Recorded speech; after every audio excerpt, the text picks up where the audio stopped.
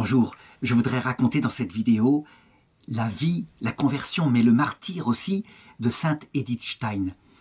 C'est une jeune juive qui découvrit le Christ et lorsqu'elle prit l'habit dans le Carmel, eh bien, le nom qu'on lui proposa comme nom de religieuse fut Sœur Thérèse Bénédicte de la Croix. Il y a là tout un programme, sauf une chose qui manque. Il manque la philosophie, qui l'a véritablement amenée vers Dieu. Par contre, sainte Thérèse d'Avila, qui l'a bénie, qui, en lui faisant découvrir sa vie à travers le livre de son autobiographie, lui fit découvrir le chemin qui était en train d'être parcouru dans son cœur. Quant à la croix qui fut véritablement l'axe qu'elle rechercha toute sa vie pour expliquer la raison des souffrances sur la terre, eh bien, tout est résumé dans son nom.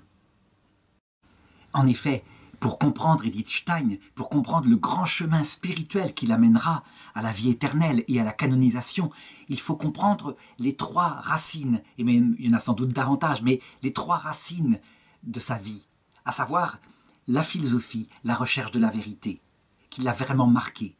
Deuxièmement, sa foi juive qu'elle hérita de sa mère, une foi profonde qui faisait elle d'une fille d'Israël. Et puis, surtout, au-dessus de tout, l'Esprit Saint, qui ne cessa de l'attirer à lui jusqu'à ce qu'enfin elle cède. Alors autant commencer. Qui est cette petite fille qui naît le 12 octobre 1891 à Breslau, qui à l'époque est en Allemagne, maintenant est en Pologne, dans une famille juive? Eh bien, cette petite fille, son père est un industriel.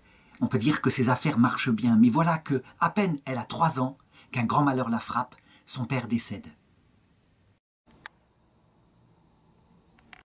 Heureusement, elle n'est pas laissée toute seule sur terre. Sa mère, qui s'appelle Augusta, c'est une femme forte, une femme juive, mais une femme avec une énergie folle. Elle a 7 enfants, et non seulement elle va s'en occuper, mais elle va s'occuper aussi de l'entreprise du père, et la faire tourner de manière extraordinaire. C'est quelque chose qu'il faut admirer à une époque où souvent les femmes n'ont pas accès aux affaires des hommes. Alors il faut se représenter le milieu dans lequel elle baigne pendant sa petite enfance. Ça va profondément la marquer. D'abord, le peuple juif, c'est vrai, il a une tradition pour ne pas s'intégrer, pour survivre, et cette tradition vient du Talmud. Cependant, en Allemagne, à cette période-là, autre chose a peu à peu gagné les cœurs. Il s'agit maintenant de s'intégrer complètement à la culture du pays dans lequel on est. Donc, on abandonne les tenues vestimentaires particulières, on abandonne le yiddish et on se met à parler ici, en l'occurrence, l'allemand. Tout ça pour se fondre dans la population, sans toutefois abandonner ce qui fait la racine de son cœur, à savoir sa foi juive, l'origine de son peuple. Et ceci est entretenu par la maman de manière extrêmement fervente à l'intérieur de la maison, de manière privée. On fréquente certes la synagogue le dimanche, mais en même temps, et ce qui caractérise Augusta, ce qu'elle veut donner à ses enfants, c'est l'alliance entre une culture plénière, une culture totale avec la culture allemande en l'occurrence, et d'autre part la foi. Il ne s'agit pas de faire une dichotomie. Ça ressemble très fort en fait à ce qui se passe dans l'Église catholique à partir du Moyen-Âge, où science et raison marchent ensemble comme deux affectionnés. Cependant, dans les familles juives, il y a, une longueur d'avance dans ce rapport, parce que ce sont des gens du livre, et donc ce sont des familles souvent très cultivées, à cause d'une transmission depuis beaucoup plus longtemps que ce qui s'est passé dans le catholicisme. Le juste milieu entre tradition et modernité à travers la science moderne n'est pas facile à trouver. Si on va trop du côté de la tradition, évidemment, on se coupe des apports de la science moderne, mais si on se fond trop dans le monde tel qu'il est, le monde scientifique de l'époque, on finit par oublier les racines de son peuple. Aussi, la maman va toujours amener sa fille, Edith, suivre des formations au séminaire de théologie rabbinique qui avait été fondé par Zacharias Frankel. Et c'est un judaïsme qui est très tolérant aux autres, tout en étant intransigeant pour vivre de l'intérieur, par l'âme, sa judéité. Elle parlera plus tard de sa maman en disant « Nous pouvions lire dans l'exemple de notre mère la vraie manière de nous comporter. Quand elle disait « Cela est un péché », ce terme exprimait le comble de la laideur, de la méchanceté, et nous en demeurions bouleversés. La mère, qui a une forte autorité, évidemment, ne réussira pas à communiquer sa foi et son ouverture à la modernité à tous ses enfants. Certains d'entre eux, elle les verra renoncer à la pratique juive et ne plus assister aux cérémonies juives que par pure tradition. Eh bien, ça va être pendant un moment le cas d'Edith Stein. En effet, à partir de l'adolescence, elle perd la foi, elle devient athée. Elle fait sans doute intérieurement ce chemin que font souvent les adolescents par rapport à leurs parents. Elle veut être indépendante et donc elle cesse de prier. Et en même temps qu'elle cesse de prier, du coup, elle perd tout contact intime avec Dieu et par là même, la foi peu à peu s'étiole. Et elle la regarde comme de l'extérieur, comme une tradition de sa mère.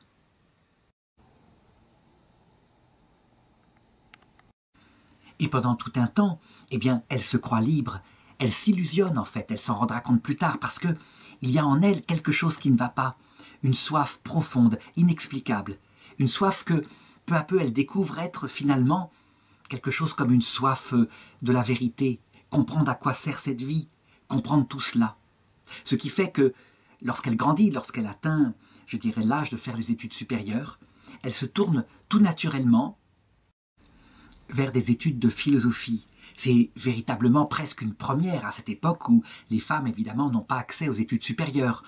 On les dirige plutôt pour qu'elles deviennent de bonnes mères de famille.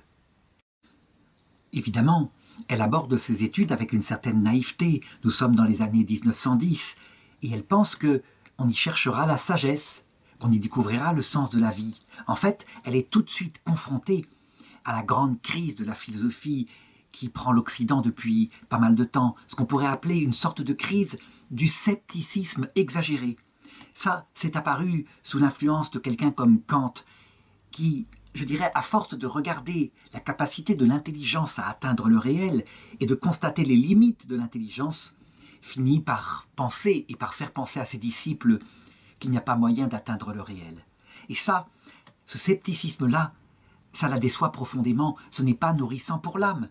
Quand on déconstruit tout, elle voit bien qu'il y a tout de même la réalité qui est devant elle, si bien qu'elle cherche un maître, un bon maître qui pourra, je dirais, répondre à ces questions et pas seulement poser des questions en affirmant qu'elles n'ont pas de réponse. Et va trouver ce maître à travers un philosophe qui s'appelle Husserl. Et celui-ci est l'inverse d'un sceptique. Il dit que la vérité est nécessaire, elle est immuable, elle est éternelle, elle s'impose à toute intelligence. L'opinion contraire qui voudrait faire dépendre la vérité de celui qui pense est une opinion malsaine, voisine de la folie. Et là, eh bien son intelligence, tout d'un coup, s'épanouit. En fait, elle découvre que son intelligence est faite pour la vérité. D'ailleurs, elle l'écrira. La soif de la vérité resta chez moi l'unique prière. Elle écrira encore « Qui cherche la vérité, consciemment ou inconsciemment, en fait, cherche Dieu ». On peut dire que les quelques philosophes comme ça qui avaient encore le goût pour la réalité comme maître de l'intelligence, à cette époque-là et bien plus tard, par exemple dans les années 60 dans l'université de Fribourg, eh bien les philosophes qui enseignaient encore cela attiraient à eux, comme la lumière attire des insectes la nuit, des centaines d'étudiants. Et les autres amphithéâtres, très souvent, étaient vides, tandis que les professeurs, qui maniaient le scepticisme, se demandaient pourquoi tel professeur avait tant de succès. Est-ce que ça venait de son charisme? Non, pas du tout. Le professeur pouvait être compliqué, parfois, je dirais, pas très joyeux, mais peu importe. C'était la soif de la vérité qui attirait ces jeunes, comme si l'intelligence avait un objet, et quand elle se coupe de son objet, eh bien, elle dépérit. Cette phase de sa vie est extrêmement nourrissante pour elle. La découverte de la vérité est source de plaisir intellectuel et spirituel. Il ne faut pas croire cependant qu'elle est une étudiante à lunettes uniquement obsédée par ses études, qu'elle passe son temps, 100% de son temps à cela. Bien au contraire, déjà à cette époque-là, elle se rend compte que pour ne pas perdre le contact justement avec la réalité, il faut des amitiés. Et elle se fait des amis. Elle fait partie, par exemple, avec 3 autres amis de ce qu'elle appelle le club du trèfle à 4 feuilles. Et ses autres amis, c'est sa sœur Erna, il y a aussi Rose et Lily. Avec elle, elle aime faire du sport, mais aussi les soirées festives entre étudiants. Et je dirais, qu'elle aura probablement à cette époque-là aussi une vie sentimentale. Par exemple, il y a d'abord des amitiés avec des garçons, des amitiés profondes. Par exemple, un garçon plus âgé qu'elle qui s'appelle Ernstson, qui est passionné de pédagogie et qui prenait, au contraire de ce qui se faisait en son temps, d'établir un lien avec chaque élève en refusant une éducation de masse.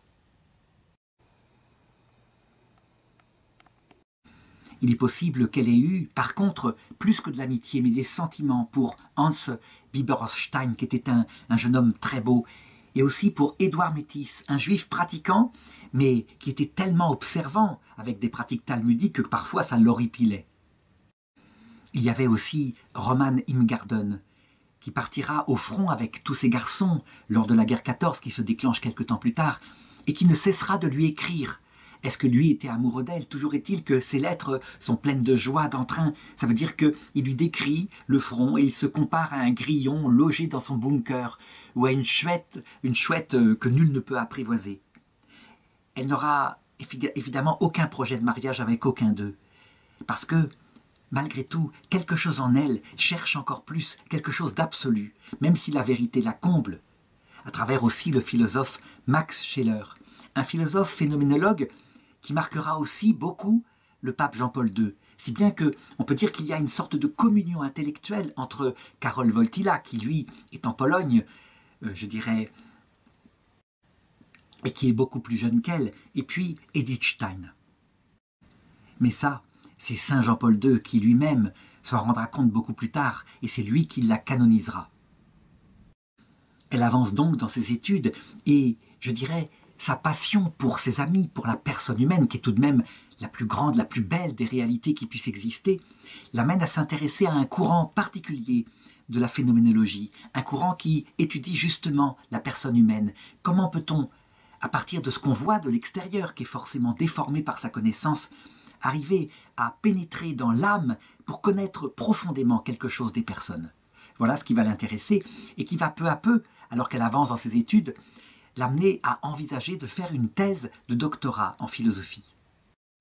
Sa thèse qu'elle fait en allant rencontrer le philosophe Husserl le portera sur l'empathie, cette capacité de se mettre à la place de l'autre, de connaître l'autre de cette façon-là.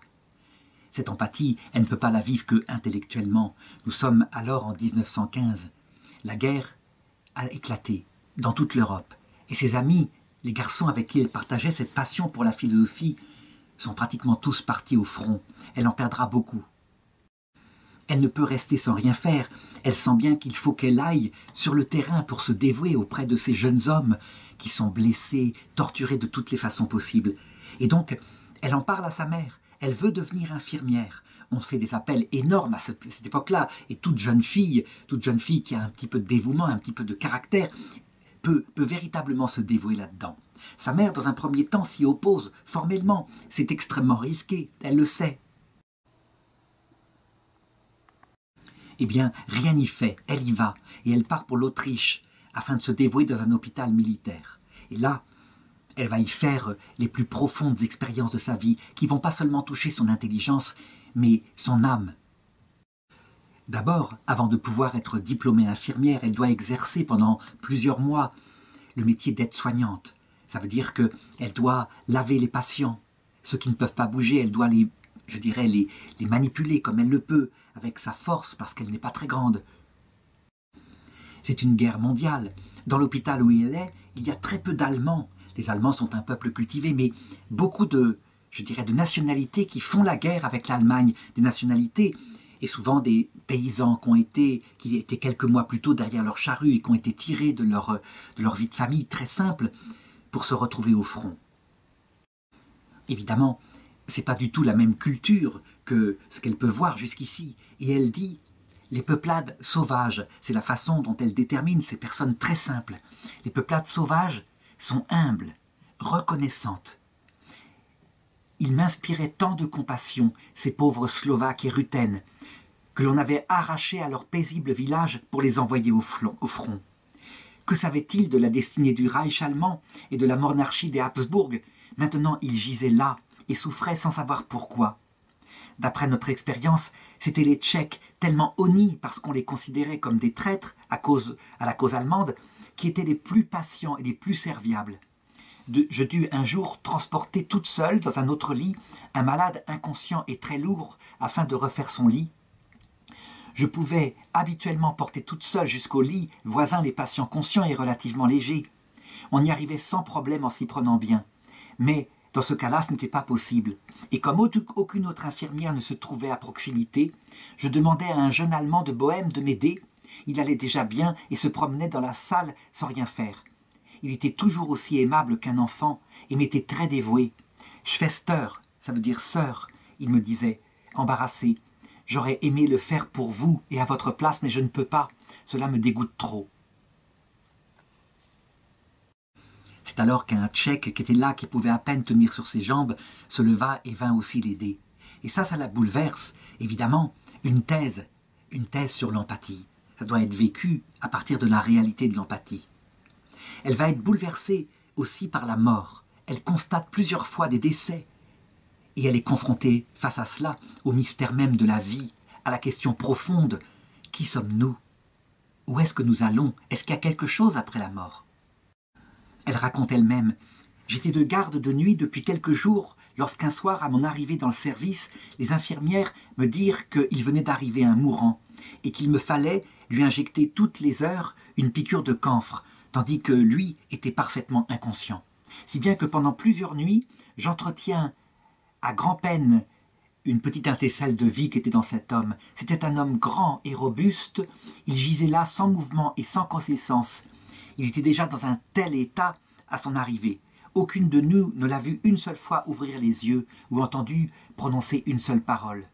Je surveillais sa respiration et, à un moment donné, je me rendis compte qu'elle s'arrêta. J'allai jusqu'à son lit, le cœur ne battait plus. Et pendant que je rassemblais les quelques affaires du défunt, voici qu'un petit billet tomba de son carnet à mes pieds. Et dedans, il y avait une prière qui avait été écrite par sa femme et qui demandait à Dieu qu'il reste en vie. Cela m'atteignit au plus profond de moi-même.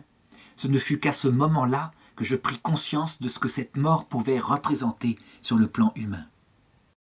Évidemment, elle se dévoue de toutes les façons possibles, mais elle n'a pas une force infinie, si bien que peu à peu elle s'épuise. Et à un moment donné, eh bien, une sorte de goutte va faire déborder le vase et elle va s'arrêter pour se reposer. Voilà ce qu'il en est. C'était un officier de cavalerie qui avait été blessé par une balle au dos et qui était hospitalisé dans la chambre des officiers. Elle était chargée de le veiller. Or, cet officier était un aristocrate, neveu d'un ministre, et il n'était satisfait de rien. Il était dans l'arrogance totale. C'était tel qu'à un moment donné, on ne put même plus le faire partager une chambre avec quelqu'un d'autre et on finit par le mettre dans une chambre seule. Et Edith essaya en vain de s'occuper de lui. Elle raconte « Je passais plusieurs jours sans rien savoir de précis sur l'état de santé de mon blessé. Les médecins n'estimaient pas nécessaire de nous dire ce qu'il en était. Et je voyais ses forces décliner rapidement et j'étais désespéré de ne pouvoir rien faire. Et je ne cessais d'essayer de lui prendre quelque nourriture ou de lui administrer des médicaments. Alors que je m'approchais une fois de plus de son lit avec des gouttes, il repoussa ma main et cria « Allez-vous-en, espèce de canaille !» Alors je quittai sa chambre toute tremblante. Le frère qui me suivit me dit quelques mots d'excuse, c'était le frère de cet homme, et je lui répondis que l'on ne pouvait pas en vouloir à un blessé qui était dans cet état. Mais les difficultés à soigner ce blessé portèrent un coup de grâce à mes résistances et mirent mes nerfs à rude épreuve, et je compris qu'il était grand temps que je prenne un petit peu de repos. Je m'étais refusé à cela 2 mois auparavant. Donc elle rentre à la maison, elle est accueillie par sa maman, à bras ouverts, et là elle se repose quelque temps, avant de se préparer de ce temps de congé pour passer son examen d'infirmière assistante. Cependant, il faut qu'elle fasse encore des travaux d'aide-soignante pour cela. Elle pense qu'elle va être rappelée tôt ou tard, tellement il y a des besoins, et finalement, jamais on ne la rappellera, si bien que son expérience d'infirmière et d'aide-soignante sera assez courte, mais extrêmement importante dans sa vie. Elle se met donc de nouveau à rédiger sa thèse, et elle fréquente à cette occasion un professeur de philosophie extraordinaire, mais aussi elle devient amie de son épouse. Ce professeur s'appelle Adolf Reinhardt, c'est un phénoménologue lui aussi, sauf que son sujet d'étude particulier, c'est la religion. Il s'est intéressé à ça. Au début, il est incroyant, mais il a une telle liberté, une telle absence de préjugés. Elle constate son extrême lucidité intellectuelle, que ça l'a conduit peu à peu à se poser des questions sur leur propre rapport à la religion. Si bien que, curieusement, alors que Max Scheler se convertit au catholicisme, eh bien Adolf Reinhardt et sa femme se convertiront au protestantisme. Mais tous les deux découvrent le Christ. Cependant, c'est la guerre, et Adolf Reinhardt, eh bien, il est mobilisé. À quoi peut servir un professeur de philosophie? Il n'est pas d'utilité pour l'arrière. Il est sur le front de l'Ouest, dans les tranchées, et un jour, alors qu'elle est très proche de sa femme, qu'elle étudie en se servant des documents de son mari, eh bien, ils apprennent qu'il a été tué au front. Ça se passe le 16 novembre 1917, sur le flanc des Flandres. Sa femme, évidemment, est complètement déstabilisée, et elle fait appel à leur amie Edith pour qu'elle vienne. Qui saura mieux faire pour trier les papiers de son mari? Et elle vient, elle est toute timide, toute bouleversée. Elle se demande dans quel état va être cette épouse.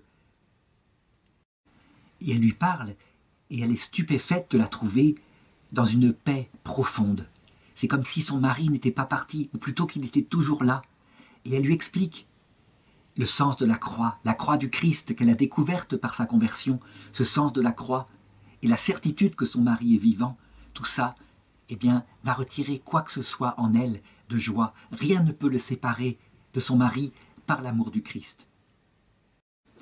Edith Stein en reçoit une impression ineffable. Elle ne sait pas en fait que, depuis très longtemps, une sorte d'aiguillon travaille son âme.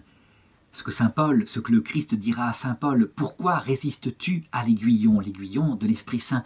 Elle écrira plus tard, après sa conversion, « Ce fut ma première rencontre avec la croix et cette force divine qu'elle confère à ceux qui la portent. Pour la première fois, l'Église, née de la passion du Christ et victorieuse de la mort, m'apparut visiblement. Au moment même, mon incrédulité céda, le judaïsme pâlit à mes yeux, tandis que la lumière du Christ se levait dans mon cœur. La lumière du Christ saisie dans le mystère de la croix. C'est la raison pour laquelle, en prenant l'habit du Carmel, je voulus ajouter à mon nom celui de la croix. » Entre-temps, le 3 août 1916, Edith est devenue docteur en philosophie et elle est reçue par le professeur Husserl dans sa maison avec son épouse et ils sont tellement heureux de fêter avec elle ce diplôme. Cependant, sa femme fait remarquer « On devrait te photographier ainsi avec une couronne qu'ils lui ont mis sur la tête, une couronne de fleurs pour la fêter, alors que tu as ce rayonnement de bonheur. Autrement, tu as toujours une expression tellement concentrée. Et c'est vrai, on le voit sur les photos, elle a toujours un air sérieux, un air profond, un air qui recherche la vérité. Alors qu'en elle-même, c'est tout un jardin de joie qui commence peu à peu à fleurir. Entre 1916 et 1922, elle va être une grande philosophe. Elle va écrire 4 grandes contributions à la philosophie, et en particulier une contribution concernant la nature même de l'homme. Pour elle, l'homme, il est profondément et de manière inséparable, âme et corps. On ne peut pas faire un dualisme comme le disait Platon, comme si l'âme séjournait dans une sorte de véhicule qui est différent de l'homme. Non, l'homme est tout un. Alors ça lui vient peut-être de ses racines juives qui, au départ, dans la Genèse, effectivement, insistent sur l'unité profonde de l'homme. Et parallèlement, elle voyage par sa philosophie dans le jardin intérieur qu'est l'âme humaine en disant « C'est un monde infini qui s'ouvre d'une manière absolument nouvelle lorsqu'on commence à vivre vers l'intérieur et non vers l'extérieur. » Alors, parallèlement, le professeur Husserl en fait son assistante. Elle reste pendant 2 ans, jusqu'en 1918, à Fribourg. Et il lui confiera des milliers de notes sténographiques pour qu'elle fasse un recueil ordonné. Ensuite, lorsque la guerre se termine, elle retourne dans sa famille et elle commence à enseigner comme elle le peut la philosophie, mais à titre privé, parce qu'elle cherche évidemment une chaire universitaire, et c'est quasiment impossible. Elle est juive, elle est femme, elle ne trouvera pas de poste. Parallèlement, elle lit beaucoup, et sous l'influence de ses maîtres, elle s'intéresse beaucoup à la religion chrétienne et aux mystiques en particulier. Par exemple, vers cette époque-là, elle achète les exercices spirituels de saint Ignace de Loyola. ça va lui servir pour ses travaux, puisque c'est un maître incontesté de l'âme humaine. Et les jésuites le sont aussi. Pourtant, même si, de toute façon, cet aiguillon toujours en son âme l'attire vers le Christ, elle ne fait pas le pas. Et elle écrira plus tard. Elle dit « Beaucoup, beaucoup sont appelés par la foi, et beaucoup ne l'accueillent pas. » Mais peut-être qu'en fait, Ignace de Loyola, malgré l'expérience profonde qu'il a faite, l'a faite comme un homme, et que ça ne correspond pas tout à fait à son âme de femme. Voilà comment, alors que pour le moment, on peut dire en théologie qu'elle est dans la préparation au salut. Ça veut dire que tout est préparé en elle, son intelligence est formée, son accueil des autres est formé, mais elle n'est pas encore dans le salut, parce que si le Christ l'a attirée par ce qu'on appelle une sorte de prémotion divine, mais elle ne le sait pas encore, elle ne connaît pas le Christ. Qu'est-ce qui manque? Il manque en fait l'action directe du Saint-Esprit. Cette action qui va collaborer évidemment avec un événement que je vais raconter maintenant. Mais il est clair que la foi profonde, ce qui fait la richesse d'ailleurs du catholicisme, c'est qu'à un moment donné, une personne, et pas seulement une idée, vient dans le cœur. Et on le sait, c'est quelqu'un. Et à ce moment-là, personne ne peut y résister, sauf pécher contre l'Esprit Saint, bien sûr. Alors, voici l'occasion qui va être celle de sa conversion. Nous sommes en 1921.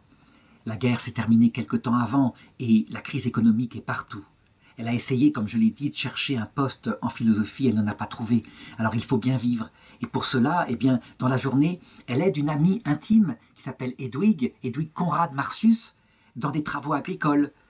Et puis le soir, avec elle, eh bien, elles font de la philosophie. Elle a amené avec elle un livre d'une sainte catholique, une mystique, qui s'appelle Thérèse d'Avila. Elle sait que c'est une docteure de l'Église, donc c'est une femme extrêmement intelligente. Et le livre qu'elle a pris, eh bien, elle décrit, elle le raconte elle-même. Un jour, je m'emparais au hasard d'un ouvrage assez imposant. Il s'intitulait « Vie de Sainte Thérèse d'Avila » écrite par elle-même. Je commençai à lire et tout de suite je fus captivé. Je ne m'interrompis plus jusqu'à la fin. Lorsque je refermai le livre, je me dis « Ceci est la vérité ». Elle va trouver son amie Hedwig et elle lui dit « Il y a la vérité là-dedans ». C'est la vérité. Et en effet, ça correspond tellement à son âme. Tout ce que raconte Sainte Thérèse, ça veut dire cette espèce d'attraction, alors qu'elle est parfois, elle est mondaine dans sa jeunesse, cette attraction indéfinissable vers quelque chose de plus beau, de plus grand, de plus fort. Et quand elle découvre que cette beauté, cette vérité, cette force, c'est le Christ, ce n'est pas une idéologie, c'est une personne. Tout cela, ça lui correspond tellement bien. Elle en est bouleversée. Et aussitôt, ni une ni deux, elle s'achète un catéchisme catholique et elle le lit d'une traite. Elle se procure aussi un missel pour regarder à quoi ressemble la liturgie catholique. Et puis, elle se décide à aller voir une liturgie et elle le raconte. Dans cette messe, j'y assistais, rien ne me parut étranger. Grâce à l'étude que j'avais faite, je comprenais les cérémonies jusque dans les détails. Il y avait un prêtre d'aspect vénérable qui monta à l'autel et célébra le saint sacrifice avec une profonde ferveur. Après la messe, j'attendis que le célébrant eût terminé son action de grâce, je le suivis au presbytère et je lui demandai le baptême. Elle a alors 39 ans et on peut dire que c'est comme si elle s'ouvrait à la vie. Elle peut véritablement parler de naissance nouvelle. Tout le judaïsme qu'elle connaissait, qui la nourrissait jusqu'ici, prend sens. Tout ce qu'étaient les rituels de Moïse, qu'elle avait connus avec sa mère, tout d'un coup, ont leur sens spirituel. Toute la philosophie qui lui permettait de découvrir l'homme dans sa profondeur, tout d'un coup, elle découvre ce secret qui lui manquait, cette espèce de local, ce secret dans le cœur de l'homme qui est fait pour Jésus-Christ, pour voir Dieu face à face. C'est ce qu'annonce Jésus-Christ. Et là, on peut dire qu'elle a la plénitude de l'approche de l'homme, et pas seulement par son corps, par sa psychologie, par sa vie morale. Il y a quelque chose qui est fait pour voir Dieu. Le prêtre qui reçoit sa demande est troublé et il lui explique qu'il faut une longue préparation, ça dure 2 ans habituellement, c'est pas comme ça que ça se passe. Alors Édith insiste, elle lui dit « Il faut que vous testiez sur le champ ma connaissance de la foi ». Alors, eh bien, le prêtre accepte, il l'interroge et il est stupéfait, il est rempli d'admiration pour le travail que la grâce a fait dans cette âme. Alors, sans attendre, et en prenant sa liberté de prêtre, il fixe la date du baptême pour le jour du Nouvel An en 1922. Elle aura alors 31 ans.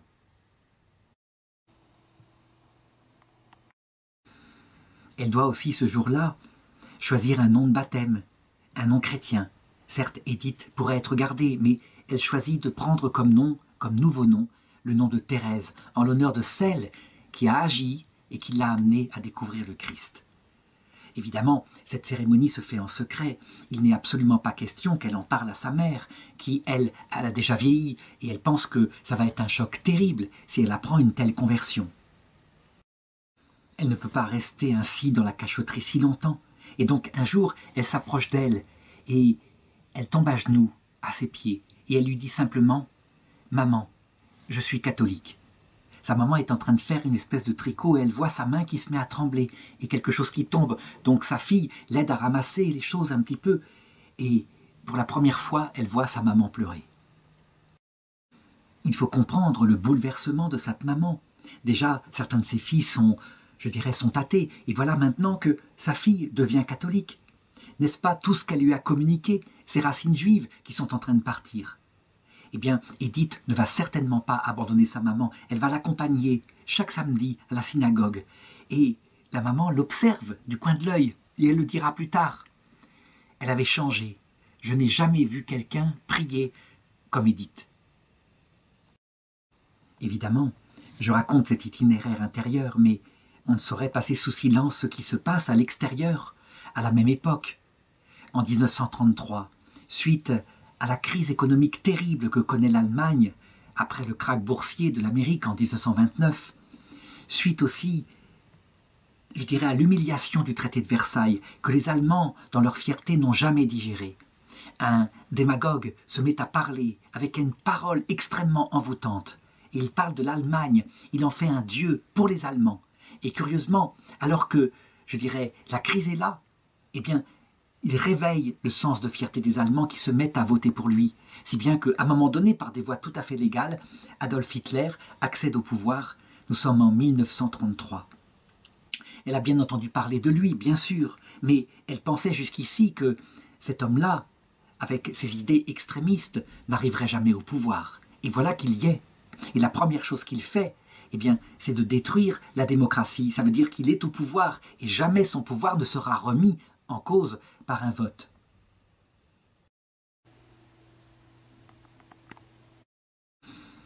Évidemment, le livre qu'il avait écrit lors d'un précédent coup d'État qu'il avait tenté dans sa jeunesse, ce livre appelé « Mon combat », eh bien que personne n'avait vraiment lu, devient tout d'un coup important à lire. Il faut regarder ce qu'il y est. Et là, en discutant un jour avec des amis pendant un repas, elle se rend compte profondément que la croix qu'elle a découverte par le Christ, la croix, est en train de s'abattre sur le peuple du Christ. Elle l'écrit. Soudain, il m'apparut clairement que la main du Seigneur s'abattait lourdement sur le peuple du Seigneur et que la destinée de ce peuple devenait mon partage. Quelques jours plus tard, alors qu'elle participe à une cérémonie dans le Carmel de Cologne, il y a un prêtre qui commente la passion du Seigneur. Alors, elle raconte que elle fit cette prière au Seigneur. Je m'adressais intérieurement à Jésus, lui disant que je savais que c'était sa croix qui maintenant était posée sur son peuple, le peuple juif. La plupart des Juifs ne le comprenaient pas encore, mais ceux qui le comprenaient devaient volontairement, au nom de tous, la prendre cette croix sur eux. C'est ce que je désirais faire. Je lui demandais seulement de me montrer comment. Lorsque la méditation prit fin, je reçus la certitude intime que j'étais exaucé. J'ignorais cependant sous quel mode la croix me serait donnée. On voit à quel point un cheminement profond, extrêmement mystique, allant jusqu'au cœur de la révélation du Christ s'est fait dans son âme. Elle le dira d'ailleurs un peu plus tard à la mère prieure du Carmel. Ce n'est pas l'activité humaine, la philosophie qui peut vraiment nous aider, mais ce sont les souffrances du Christ, et j'aspire à les partager. Et la croix s'abat d'abord sur elle d'une manière, je dirais, presque légère, sauf que c'est pas si léger. En effet, elle est devenue professeur agrégé à Münster. Évidemment, dès que Hitler prend le pouvoir, tous ceux qui sont juifs sont interdits. Le professorat ne leur est plus accessible, donc elle perd immédiatement son métier. C'est un premier détachement qu'elle prend paisiblement. En effet, elle se dit qu'il faut bien qu'elle fasse quelque chose. Qu'est-ce que signifie la perte de son emploi? Alors, quelqu'un lui propose d'émigrer en Amérique du Sud, où là, elle pourra de nouveau enseigner la philosophie. Mais elle pense à quelque chose de bien plus profond. Est-ce que sa vocation même, est-ce que sa vocation ne serait pas en jeu? Et elle réfléchit à l'idée qu'elle pourrait peut-être entrer au Carmel. Elle l'écrit d'ailleurs. Elle dit « Le temps n'était-il finalement pas venu d'entrer au Carmel? Voilà presque 12 ans que le Carmel était mon but. À la fin, il m'était très pénible de continuer à attendre. J'étais devenue comme une étrangère au monde. » En réalité, sa vocation ne date pas de 1933. Déjà, quelques années avant, dans la découverte profonde qu'elle avait faite du Christ, elle avait parlé à son père spirituel de la possibilité d'entrer au Carmel.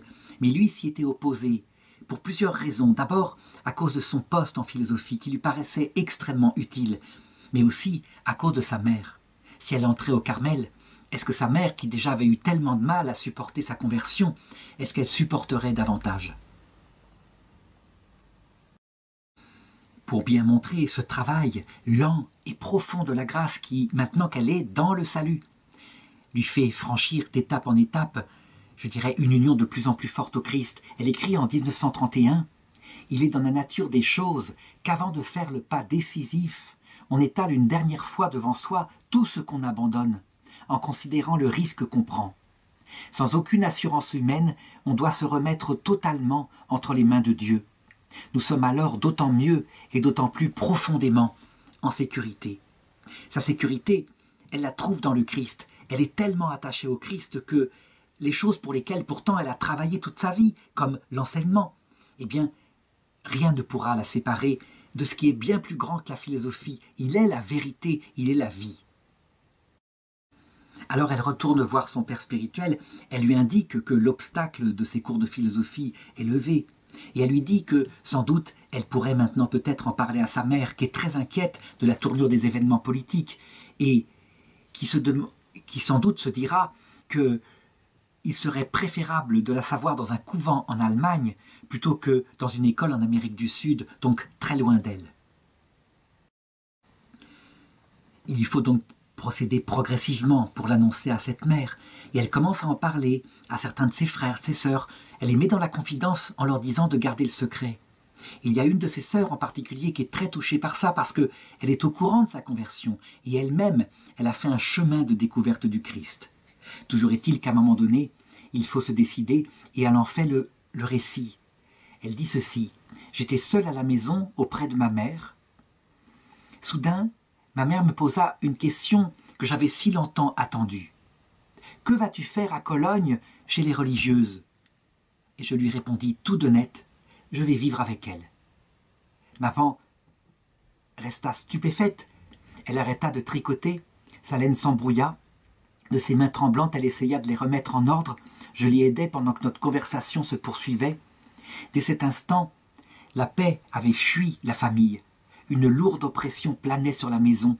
De temps en temps, ma mère essayait encore une question ou une autre, et un silence suivait. Mes frères et sœurs pensaient comme ma mère, mais ne voulaient pas augmenter sa peine. La décision d'entrer au Carmel était si grave, si lourde de conséquences, que personne ne pouvait dire avec certitude quel était le bon chemin. Je devais faire ce pas dans la totale obscurité de la foi. Sa mère va tout faire pour l'empêcher d'entrer au Carmel, et elle évite d'en parler avec elle, puisque sa décision est prise. Le 12 octobre, Edith accepte d'accompagner une dernière fois sa maman à la synagogue. Et sa maman espère encore, parce qu'il y a un rabbin qui fait un sermon extraordinaire. Alors, sa mère lui demande « Est-ce que le sermon n'était pas beau ?» Et Edith répond « Bien sûr, maman. » Sa mère « On peut donc être pieux aussi chez les Juifs ?» Edith répond « Assurément, maman, sauf si on a appris à connaître autre chose. » Et sa mère « Pourquoi donc? As-tu appris autre chose ?» Je ne veux rien reprocher à Jésus. Mais il a peut-être été fort bon. Mais quelle idée lui a pris de se faire Dieu? Et Édith comprend qu'il ne faut pas répondre ici, ce n'est pas la peine, ce n'est pas le moment. Et donc elle accompagne sa mère dans les jours qui précèdent son entrée. Et le dernier jour, enfin, elle raconte. Ce jour-là, il y avait une foule à la maison, l'un après l'autre, nos hôtes prirent congé. Enfin, je demeurais seule dans la chambre avec maman. Je posais mes mains sur son visage et elle se mit à pleurer. Et je me plaçais à côté d'elle et je pressais doucement maman contre ma poitrine. Je pressais sa tête. Nous restâmes ainsi longtemps, jusqu'à ce qu'elle voulût se mettre au lit. Mais cette nuit-là, nous n'avons pas fermé les yeux un seul instant. Le 15 octobre 1933, donc à l'âge de 42 ans, eh bien Édith rentre au Carmel. Elle va passer son temps à essayer d'écrire des lettres à sa maman et pendant tout un temps, elle ne recevra aucune réponse.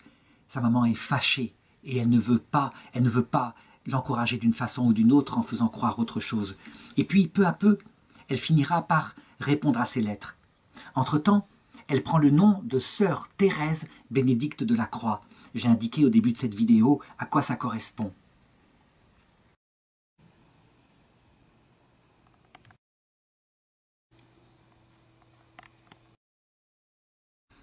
Les liens profonds et intimes vont se recréer de manière beaucoup plus intense qu'on ne croit, malgré cette fâcherie provisoire. Ainsi, je voudrais raconter quelque chose qui lui arriva. Ça se passait le 14 septembre 1936. Donc elle est âgée à ce moment-là de 45 ans. C'est la fête de l'exaltation de la Sainte Croix. Et au moment où sœur Thérèse Bénédicte de la Croix renouvelle ses vœux, elle a soudain une intuition extrêmement nette. Elle sait que sa maman est là, à côté d'elle. Elle le dit, « Ma mère est auprès de moi ». Qu'est-ce qui a pu se passer?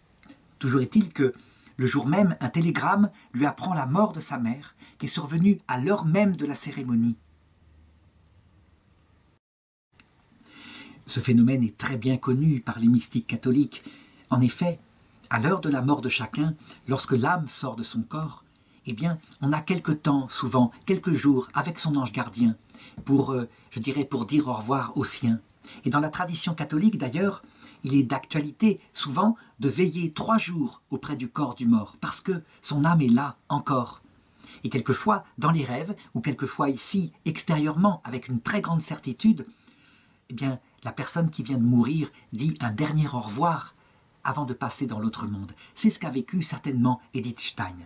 Toujours est-il que sa sœur Rosa, qui s'est occupée jusqu'à la fin de sa vie de sa maman, décide elle-même de recevoir le baptême. Il n'y a maintenant plus d'obstacles et bientôt, elle finira par rejoindre Édith au Carmel exactement en 1938. Elle l'accompagnera aussi dans son martyre.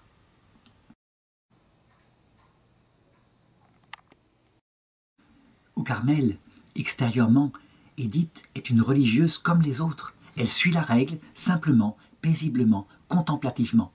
Une chose simplement la distingue des autres. C'est évidemment à cause de ses diplômes, qui sont extrêmement rares au Carmel. Eh bien, beaucoup, et en particulier le supérieur des Carmes, lui demandent des travaux intellectuels. Par exemple, le père provincial qui s'appelle le père Théodore, qui travaille à la rédaction d'une vaste synthèse sur la foi chrétienne, eh bien, la prend comme collaboratrice. Et cette synthèse s'appellera « L'être fini et l'être éternel ». Elle réalise aussi un très grand travail sur Saint Jean de la Croix. Pour traduire ses poèmes, elle apprendra même l'espagnol.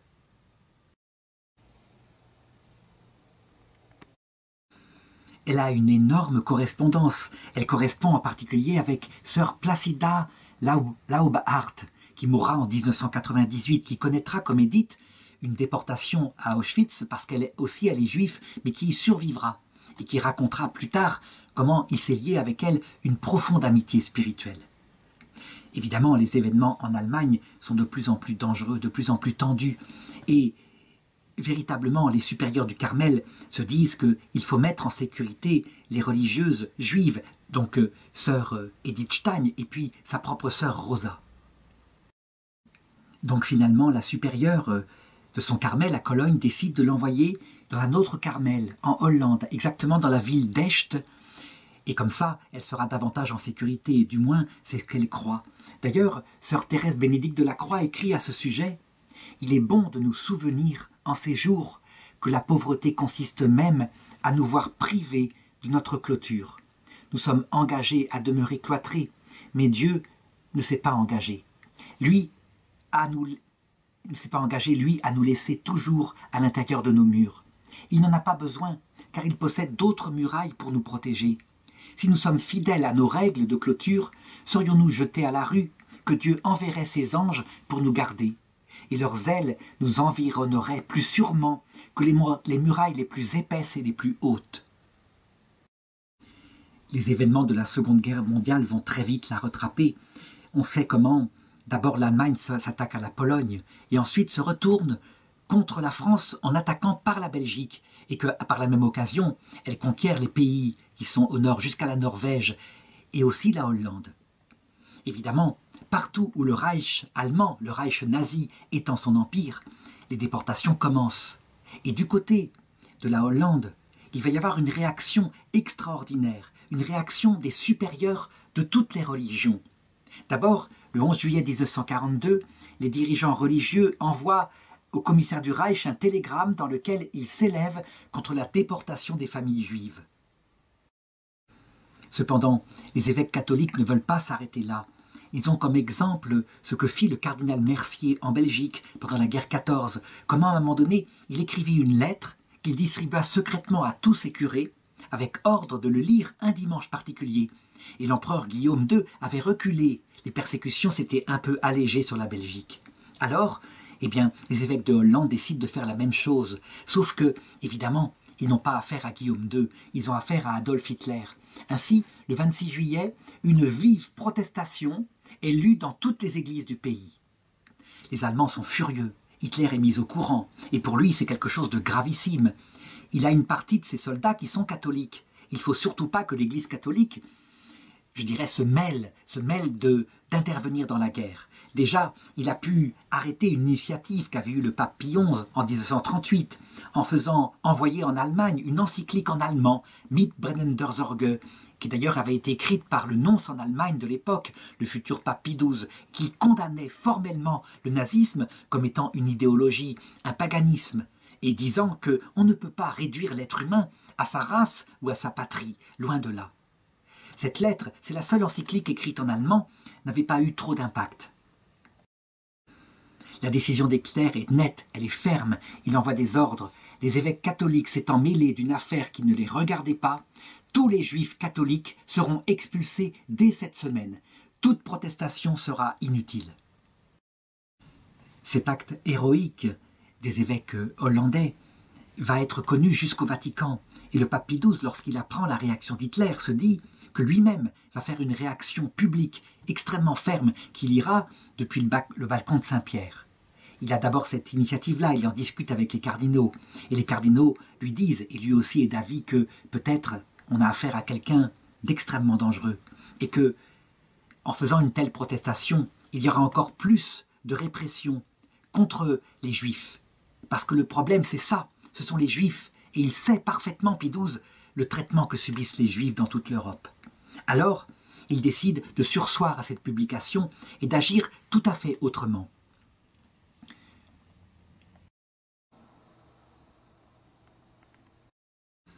Le pape Pie XII s'expliquera plus tard, il dit « Il vaut mieux se taire en public et faire silence, comme auparavant, tout ce qui est possible de faire pour ces pauvres gens. » Alors, il réunit les nonces apostoliques, il le fait par oral, il ne faut absolument pas qu'il y ait de traces, et il les envoie dans toute l'Europe, afin qu'ils visitent un par un, comme ça, comme des visites canoniques, les évêchés.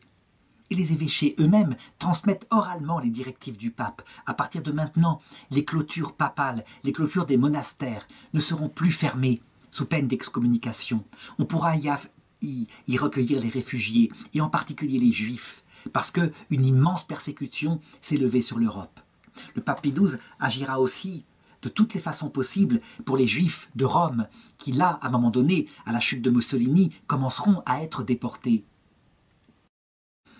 Je me rappelle avoir eu, dans ma jeunesse, le récit direct d'un moine dans Calcate, le père Emmanuel de Floris, qui était à l'époque chargé de faire les courses pour le monastère, et qui avait la cave du monastère qui était remplie de réfugiés juifs, parce que le nonce apostolique était passé les voir, et eux, évidemment, avaient pris tous les moyens pour les recevoir. C'était évidemment extrêmement risqué, et ce moine m'avait raconté qu'il leur fallait acheter un champ pour nourrir toute cette population qu'on faisait passer après, comme on pouvait, en Espagne. Et il avait fini par l'acheter avec les propres richesses de sa famille, étant donné que son propre frère était le père abbé du monastère. Il m'avait aussi raconté que vers la fin de la guerre, après le débarquement, ils avaient été dénoncés et que, à un moment donné, s'étaient présentés au monastère alors que déjà les régiments partaient vers la Normandie et que l'occupation allait se lever.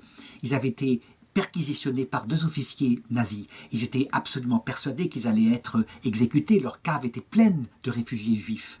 Or, la Wehrmacht, bien consciente que la guerre était perdue, avait délégué pour visiter le monastère des moines de l'abbaye allemande de Beuron. Si bien que les moines, qui savaient très bien ce qu'il en était, n'avaient pas été visiter les caves, mais avaient célébré avec eux la messe avant de repartir vers la Normandie. Ils n'avaient plus de nouvelles après eux. Ça, c'est l'action de Pie XII, une action efficace qui fut reconnue par Golda Meir à la fin de la guerre comme ayant provoqué le salut finalement d'à peu près 800 000 juifs en Europe occidentale. La Hollande, quant à elle, va subir la colère d'Hitler de manière absolument particulière.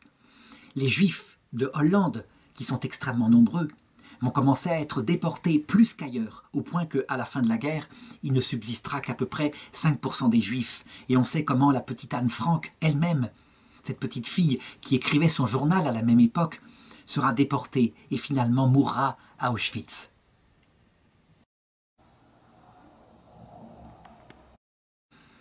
Quant à Edith, tout près de sa sœur, elle ne se lâche pas d'une seule semette. Elle se retrouve dans le camp de concentration de Westerbork en Hollande avec 1200 juifs. La déportation a eu lieu, c'est un lieu en fait de triage, le 2 août 1942. Et elle y reste à peu près jusqu'au 6 ou 7 août.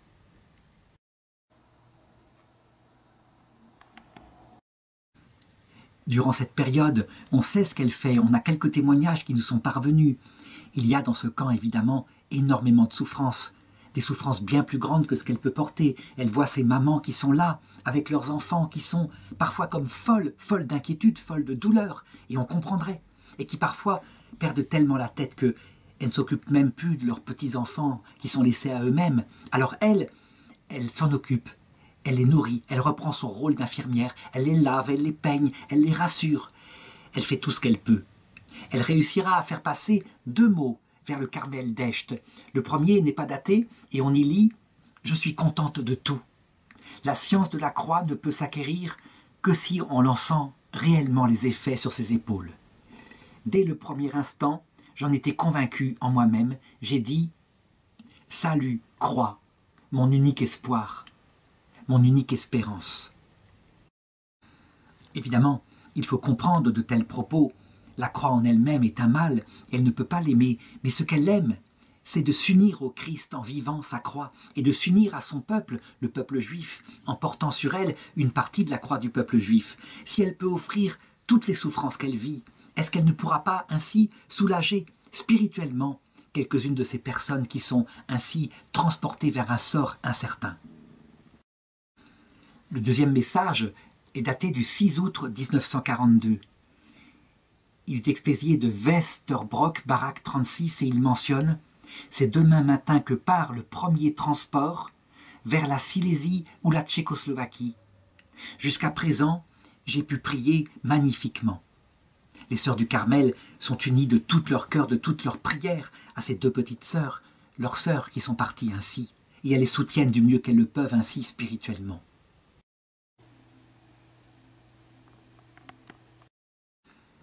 On n'a ensuite aucun témoignage sur ce qu'elle a vécu, sur ce qui s'est passé dans les wagons à bestiaux qui les ont transportés, en fait, vers le camp d'extermination d'Auschwitz.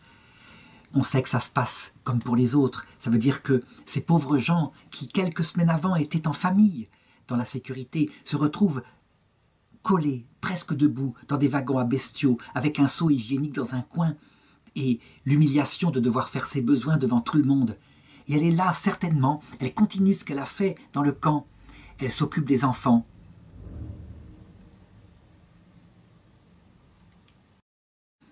Elle va comme un ange parmi les femmes et elle les console, elle apaise les unes, elle soigne les autres.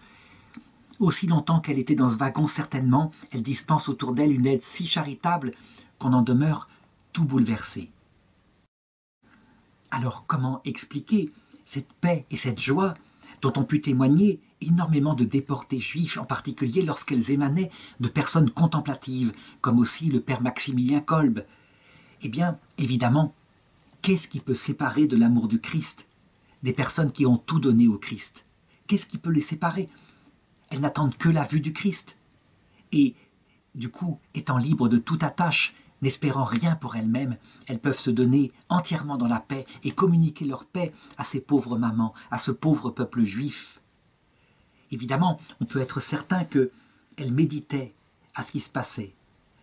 Ce peuple entier, comme un troupeau, mené à l'abattoir, ainsi que des agneaux, comme le disait l'ancienne prophétie d'Isaïe au chapitre 53.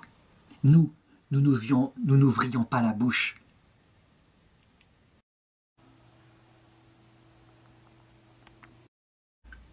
Avait-elle médité, comme le feront plus tard les théologiens, lorsqu'on saura exactement le sort terrible d'un tiers des Juifs, un tiers, chiffre biblique? Saura-t-on plus tard, savait-elle que finalement la prophétie du peuple juif, cette prophétie donnée à la terre entière, était donnée une fois de plus, à savoir que ce peuple était le témoin de la haine indissociable que voue le démon à nos âmes par rapport au salut, que les nazis n'étaient que, je dirais, l'incarnation pour le peuple qui lui le vivait dans sa chair de ce que fait le démon pour les âmes, comme un lion dévorant.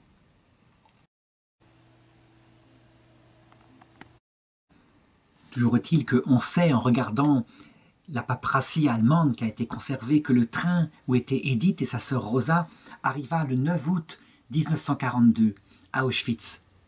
Et on sait que elle, qui était une femme déjà âgée de 51 ans, eh bien, elle fut dirigée avec les femmes et les enfants, et sans doute qu'elle ne protesta pas, vers la file qui en fait se dirigeait vers les chambres à gaz, tandis que les plus jeunes filles, les plus jeunes hommes, ceux qui pouvaient encore travailler, étaient dans la file de droite, pour rester vivants un certain temps et pour recevoir un numéro d'immatriculation sur le bras, et vivre un martyre durable. Elle entra dans la chambre à gaz, et c'est là que, le 9 août, elle fut, avec ses autres compagnes, gazée.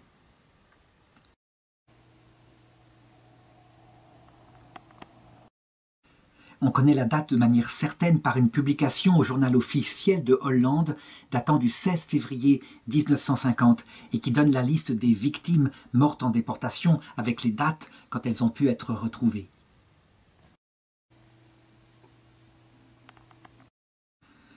Lorsque l'on découvrira ce crime indicible qui s'est abattu non seulement sur les Juifs, mais aussi sur les soldats soviétiques par millions, sur des Polonais par millions, sur des Tziganes, etc. Lorsqu'on découvrira l'horreur de ce crime qu'on n'avait pas vu depuis des périodes antiques, eh bien, l'humanité s'interrogera, et les chrétiens en particulier, sur la raison de ce silence de Dieu. En réalité, face à une telle chose, une permission qui durera donc plusieurs années avant que le régime nazi ne s'écroule, devant cette permission de Dieu qui pourrait, en un instant évidemment, mettre fin à ces choses-là, on ne comprendra l'explication que de l'autre côté. Cette explication, évidemment, Edith Stein, on peut en être certain. Elle l'eut ce jour même de sa mort, avec sa sœur Rosa, lorsque, étant en train de suffoquer avec le gaz, puis s'évanouissant, tout d'un coup, avec les autres compagnes qui étaient là, dans la chambre à gaz, et les enfants, il apparut devant eux, pour tous en même temps, alors qu'ils ne s'y attendaient pas, qu'ils étaient dans les grilles de détresse, une grande lumière, avec un être extraordinaire, le Christ Jésus, accompagné de sa mère, la très sainte Vierge, et des apôtres. Et c'est ainsi que le Christ se manifesta comme Messie à ce peuple juif à l'heure de sa mort. C'est de la même façon que vers la fin du monde, il se manifestera tout entier à ce peuple. Et alors se fera le retour du Christ. Dans sa gloire, il mettra fin à l'humanité. Le purgatoire de cette terre n'aura plus lieu d'être, et il entraînera toutes les âmes vers la vie éternelle, avant de nous rendre notre corps. On peut dire que maintenant, là où elle est, Edith Stein, eh bien, elle prie et elle travaille efficacement pour que, je dirais par exemple les chercheurs de vérité, ceux qui ne trouvent qu'un lait frelaté dans les universités, puissent un jour découvrir avec elle la philosophie dans son réalisme, lorsqu'on apprend à découvrir l'homme, mais qui puisse découvrir surtout celui qui est la vérité, la vie, Jésus-Christ. Elle est devenue, nommée par Jean-Paul II, la co-patronne de l'Europe. Et c'est avec raison. L'Europe connaît en ce moment une crise spirituelle intense, avec une paix extérieure unique, qui est en réaction aux horreurs de la Seconde Guerre mondiale, mais un désespoir intérieur très profond, si bien que cette prière d'Edith Stein est un petit peu ce qu'elle adresse à l'Europe. « Laissez-moi, Seigneur, marcher sans voir sur les chemins qui sont les vôtres. Je ne veux pas savoir où vous me conduisez. Ne suis-je pas votre enfant? Vous êtes le Père de la sagesse et aussi mon Père. Même si vous me conduisez à travers la nuit, c'est vers vous, Seigneur, qu'il advienne ce que vous voulez. Je suis prête, même si vous ne me rassasiez pas en cette vie. » On peut donc être certain, en pleine espérance, que si le Seigneur permet cette nouvelle épreuve, qui cette fois ne tue pas les corps, mais tue les âmes, c'est évidemment afin de les sauver ultimement, et qu'il en sortira au terme, de manière non visible peut-être en cette terre, mais certainement visible de l'autre côté, un salut immense pour la génération qui actuellement vit dans un désert spirituel total.